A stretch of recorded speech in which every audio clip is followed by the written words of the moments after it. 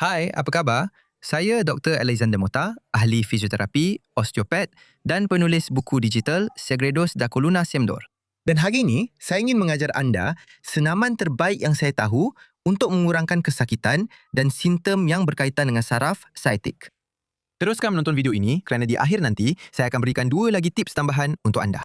Tapi sebelum saya mulakan video ini, seperti biasa, jangan lupa untuk tekan butang suka di sini jika anda menonton saya di Facebook atau tekan butang suka jika anda menonton saya di YouTube.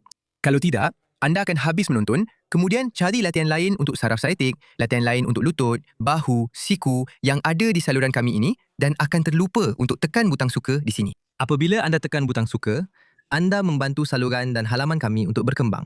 Dan anda membuatkan tip-tip serta mesej-mesej kami sampai kepada lebih ramai orang, membolehkan kami membantu lebih ramai orang.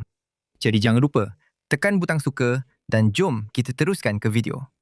Saraf sciatic memang sangat dikenali, terutama bagi mereka yang ada masalah tulang belakang atau yang mengalami penegangan pada otot yang dipanggil piriformis. Memang biasa bagi mereka yang ada salah satu daripada 2 masalah ini, sama ada pada tulang belakang atau otot piriformis, untuk merasa sakit, rasa terbakar, rasa seperti renjatan, kebas atau rasa semut-semut. Yang bermula dari punggung, melalui belakang seluruh kaki, kadang-kadang sampai ke tapak kaki. Dan inilah laluan sebenar saraf sciatic. Yang bermula dari tulang belakang lumbar dan melalui belakang punggung, turun ke lutut, betis sehingga ke tapak kaki, tapak bawah kaki. Dan bagaimana kita akan bekerja pada saraf ini? Sudah tentu anda teringat tentang teknik mobilisasi neural yang pernah kita bincangkan untuk anggota atas, untuk lengan, untuk saraf ulnar, median dan saraf radial. Dan senaman ini untuk meningkatkan kesihatan saraf sciatic juga merupakan senaman mobilisasi neural. Untuk melakukan senaman ini, anda akan ikut 5 langkah. Pertama, anda akan baring dekat dengan dinding dengan perut menghadap ke atas. Sebaiknya anda baring di atas lantai atau di permukaan yang lebih keras. Anda boleh gunakan tilam nipis atau tikar yoga atau apa-apa yang serupa untuk menyerap hentakan dan supaya lebih selesa. Dan sekiranya anda tidak dapat turun atau baring di lantai, anda boleh gunakan katil. Tetapi sebaiknya pilih katil yang lebih keras dan lebih kukuh. Dan langkah kedua ialah menyokong kaki, letakkan tumit di dinding. Kaki mesti diluruskan dan direhatkan. Dan anda boleh gunakan untuk lebih selesa.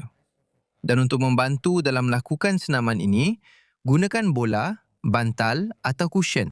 Dalam demonstrasi ini, saya akan lakukan tanpa itu supaya anda boleh lihat pergerakan dengan lebih jelas. Pada langkah ketiga, anda akan lakukan fleksi ke atas.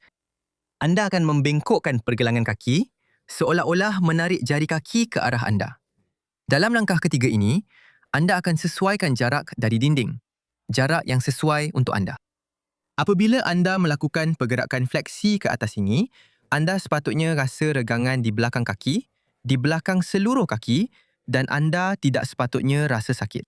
Jadi, jika anda melakukan fleksi ke atas dan tidak rasa regangan, anda berada terlalu jauh dari dinding. Dekatkan diri anda lagi ke dinding dan cuba semula ulang pergerakan fleksi ke atas itu. Jika semasa anda melakukan pergerakan fleksi ke atas itu, anda rasa sakit, itu bermakna anda terlalu dekat dengan dinding. Jadi, undur sedikit dan cuba lagi. Ingat, anda sepatutnya rasa regangan di belakang kaki dan bukannya sakit. Ingat, langkah keempat ialah pastikan kepala anda lebih tinggi daripada badan.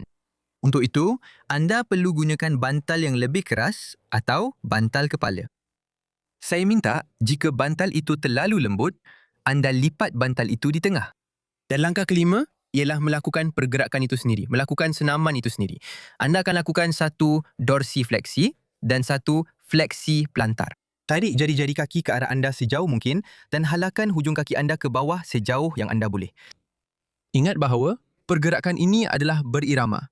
Anda perlu lakukan 60 ulangan. Jika anda tidak dapat melakukan 60 ulangan kerana terasa sakit, tidak selesa atau kaki mula kebas, bahagikan 60 ulangan itu kepada bilangan yang lebih kecil dalam set yang lebih kecil. Anda boleh lakukan 2 set dengan 30 ulangan, 3 set dengan 20 ulangan atau 6 set dengan 10 ulangan. Yang penting ialah anda lakukan senaman ini setiap hari. Dan penting juga untuk anda lakukan senaman ini, amalkan senaman ini dengan kedua-dua belah kaki secara bergilir-gilir, bukan hanya dengan kaki yang anda rasa ada simptom. Sekiranya anda rasa sakit, kebas atau apa-apa simptom yang lebih kuat pada saraf skiatik, saya cadangkan supaya dalam 2 atau 3 hari pertama atau sehingga minggu pertama, anda lakukan senaman ini perlahan-lahan. Hanya kaki yang tidak ada simptom, maksudnya hanya kaki yang sihat sahaja. Dan selepas 2, 3 atau 5 hari melakukan senaman ini, hanya pada kaki yang tidak bersimptom, anda akan mula melakukannya pada kaki yang bersimptom. Kenapa cantik perkara ini? Kerana pada sesetengah orang, selepas anda melakukan mobilisasi saraf, simptom boleh menjadi lebih teruk dalam 24 atau 48 jam pertama. Jadi, jika anda mempunyai simptom yang lebih kuat seperti sakit, kebas, rasa renjatan, mulakan dengan melakukan senaman ini hanya pada kaki yang sihat, kaki yang tidak mempunyai simptom tersebut dan selepas beberapa hari, barulah mula melakukannya pada kaki yang mempunyai simptom, kaki yang anda rasa sakit, kebas atau rasa renjatan. Dan sekali lagi, sudah tiba masanya untuk berkongsi. Ini adalah satu lagi cara untuk anda membantu saluran kami berkembang. Tetapi yang paling penting ialah memastikan kami dapat membantu semakin ramai orang. Jadi, tunjukkan video ini kepada semua orang yang anda kenal, kepada sesiapa yang anda rasa akan mendapat manfaat, kepada keluarga anda, rakan-rakan anda atau sesiapa sahaja yang mengadu tentang sakit saraf skiatik atau sakit di tulang belakang lumbar. Ajar senaman ini, tunjukkan video ini kepada dia dan pastikan bahawa satu tip mudah seperti ini boleh sangat membantu mengurangkan kesakitan seseorang. Hei saudara, janganlah melakukan saya macam tu. Kenapa? Awak lupa tip tu saudara. Betul tu. Saya hampir terlupa. Ramai orang yang biasa ambil ubat, buat fisioterapi, kadang-kadang buat rawatan khusus, rawatan pakar atau sejenis terapi manual untuk mengurangkan sakit saraf sciatic. Dan sakit ini kadang-kadang berkurang, tapi datang balik atau kadang-kadang langsung tak berkurang. Dan ada beberapa perkara yang saya dah perhatikan sepanjang 10 tahun ini yang boleh menyumbang walaupun anda dah ada mekanik badan yang baik, walaupun anda dah ada struktur yang sihat. Bagi lelaki, ia adalah dompet bila diletakkan di poket belakang. Dan bagi wanita, ia adalah tabiat duduk dengan kaki bersilang. Dan kenapa dompet boleh menyebabkan sakit skiatik pada seseorang? Ramai lelaki membawa dompet di poket belakang dan sudah tentu, seperti kebanyakan orang, mereka menghabiskan sebahagian besar hari dengan duduk. Sama ada bekerja, menggunakan komputer atau lebih teruk lagi, duduk di atas motosikal. Dan kenapa saya kata motosikal lebih teruk? Kerana selain daripada dompet yang menekan laluan saraf skiatik yang terletak betul-betul di kawasan otot piriformis, terdapat juga getaran dan hentakan motosikal semasa anda menunggang. Dan sebab itulah, ramai orang menderita begitu lama dengan sakit skiatik. Kerana mereka menjalani rawatan, rasa lega, tetapi masih menyimpan dompet di poket belakang, tidak mengambil berat tentang perkara ini. Dan dompet itu terus menekan saraf dan sakit itu kembali. Rasa seperti renjatan, kebas, kurang kekuatan pada kaki. Jadi, dengan hanya menukar tabiat anda mengeluarkan dompet dari poket belakang dan mula menyimpan dompet di poket depan, itu sudah sangat membantu. Satu lagi perkara ialah anda cuba kurangkan ketebalan dompet anda. Sebab, jujurlah, ramai lelaki yang dompetnya macam bola. Jadi bayangkan tekanan yang itu boleh sebabkan pada struktur badan kita, contohnya pada saraf siatik. Dan kenapa tabiat duduk bersilang kaki boleh menyumbang, boleh menekan saraf siatik? Mudah saja. Sebab bila anda duduk bersilang kaki, anda boleh perhatikan perkara ini. Anda lebih banyak bertumpu pada sebelah punggung berbanding sebelah yang satu lagi. Maksudnya, berat badan anda daripada dibahagikan antara kedua-dua belah punggung, antara kedua-dua sisi punggung, kini hanya bertumpu dan tertumpu pada satu sisi sahaja. Dan ini juga menekan saraf siatik. Kerana punggung adalah tepat tempat laluan saraf siatik dan ia juga adalah tempat otot piriformis berada. Otot itu, apabila mengecut, juga boleh menekan saraf siatik.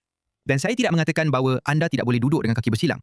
Apa yang saya maksudkan ialah, anda harus memilih situasi di mana anda akan berada dalam posisi itu untuk tempoh yang lebih lama, mungkin atas sebab profesional, supaya kelihatan lebih bergaya dan lebih kemas. Tetapi, supaya perkara ini tidak menyebabkan anda sakit, tidak selesa atau menurunkan kualiti hidup anda, Anda perlu berusaha untuk mempunyai struktur tubuh yang sihat supaya dapat menyokong situasi-situasi seperti ini di mana akan ada tekanan yang lebih besar. Jadi, amalkan selalu, secara berkala, latihan mobilisasi saraf yang saya ajarkan kepada anda hari ini.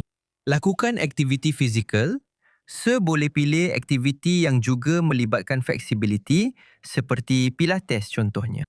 Dan dengan cara ini, dalam situasi yang memerlukan, anda akan dapat duduk dengan kaki bersilang dengan postur yang lebih baik dan lebih anggun dan mengekalkan kesihatan serta kualiti hidup anda. Saya berhenti di sini dulu. Salam mesra dan jumpa lagi di video seterusnya. Jadi, anda suka seluar yang saya pakai dalam video hari ini? Ini adalah seluar capoeira saya. Seluar ini lama sangat dalam almari. Sampai tengoklah debunya. Capoeira. Lawak tu teruk kan? Maaf,